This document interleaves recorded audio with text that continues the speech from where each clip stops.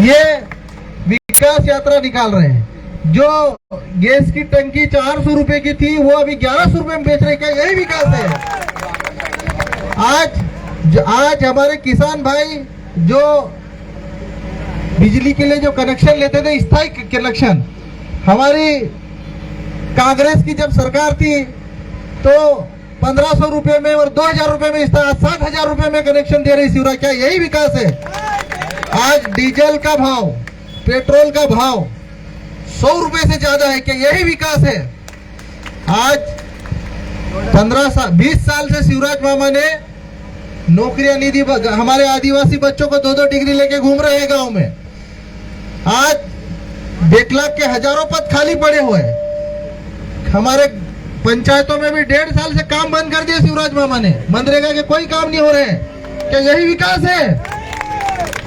एक बार जोर से नारा लगाओ, शिवराज मामा हाय हाय, शिवराज मामा हाय हाय, शिवराज तेरी तानाशाही, शिवराज तेरी तानाशाही लड़ेंगे। जोर से दिल्ली तक आवाज जाना चाहिए, लड़ेंगे, जीतेंगे बोलना, लड़ेंगे लड़ेंगे। देखो, जब रंजना बघेल 15 साल तक ये मंत्री भी रही, विधायक भी रही, इसने 5 पैसे का काम नहीं किया। डॉक्टर हीरा अलावा ने पिछले 4 सालों में, जैसे अभी हमारे दादा बोल रहे थे कि मनावर के अस्पताल में सारा इलाज फ्री करवाया जनता के लिए। एक्सरे मशीन 60 साल में पहली बार डिजिटल एक्सरे मशीन लगवाई हमने। हमारे गरीब आदिवासी भाइयों के साथ साथ सभी वर्ग के लोगों के लिए अभी जो सोनोग्राफी बड़वानी जिला अस्पताल में नहीं होता, हमारे मनावर के सामुदायिक स्वास्थ्य केंद्र अभी सिविल अस्पताल में हो रहा है। जनता की मांग पर हमने मनावर को 10 करोड़ रुपए का अस्पताल दिलाया। आपके उमरबन में सामुदायिक अस्पताल 5 करोड़ रुपए का विधायक मनावर ने दिलवाया। 5 करोड़ रुपए की कालेज बिल्डिंग स्वीकृत हो गई उपड़ी में। ये शिवराज सिंह चौहान सरकार अभी उसको बनने नहीं दे रही, क्योंकि उसको पता है कि कॉलेज बन जाएगी तो आदिवासी बच्चे सभी यहाँ उमरबन में पढ़ाई करेंगे। अभी कॉलेज का निर्माण शुरू नहीं होने दिया। हमारी जब कमलनाथ जी की सरकार थी तो 15 महीने के भीतर 53 करोड़ रुपए का कर्जा माफ किया किसानों का मनावर विधानसभा में। शिवराज मामा ने जैसी सरकार बनी, इनकी बेईमानों की हमारे विधायकों को खरीद कर 50-50 करोड़ 100-100 करोड़ जो जितनी बोली में बिका उनको इन्होंने खरीदा।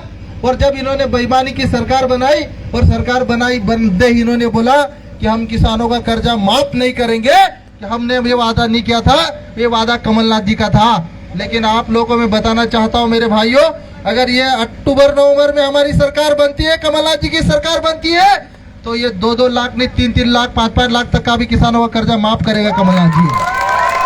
साथियों, ये शिवराज सिंह सरकार धोखा देकर जनता के बहुमत को, जनता के वोट को धोखा देकर बनाई गई सरकार है। इसको 8 महीने में अपने को उखाड़ के फेंक देना मेरे भाइयों। साथियों, आज ये आदिवासी अधिकार यात्रा इसलिए निकाल रहे हैं क्योंकि इन्होंने आदिवासियों के नाम पे जो पैसा आ रहा है वो दिल्ली से और भोपाल से, वो सारा की सारा पैसा इन्होंने भ्रष्टाचार में भेंट चढ़ा दिया। आप बताओ, मैंने जब कमलनाथ जी की सरकार थी तो 350 करोड़ रुपए की योजना, पानी नर्मदा नदी से पानी हमारे उमरबन बेल्ट को लाने के लिए, पीने का साफ पानी, फिल्टर वाला, आरओ वाला पानी लाने के लिए योजना मंजूर करा दी थी। उसका टेंडर होना बाकी था। जैसे ही सरकार बनी वो टेंडर इन्होंने निरस्त कर दिया और ये नल जल की सिंगल नल जल योजना की टंकियां बनाई। और लेकिन इस टंकिया में इतना भ्रष्टाचार के ठेकेदार और अधिकारियों ने एक भी गांव में पीने का पानी नहीं मिल रहा। आप बताओ, क्या पीने का पानी मिल रहा है इनमें? एक भी गांव में पानी का पीने, सारा पैसा भ्रष्टाचार की भेंट चढ़ गया।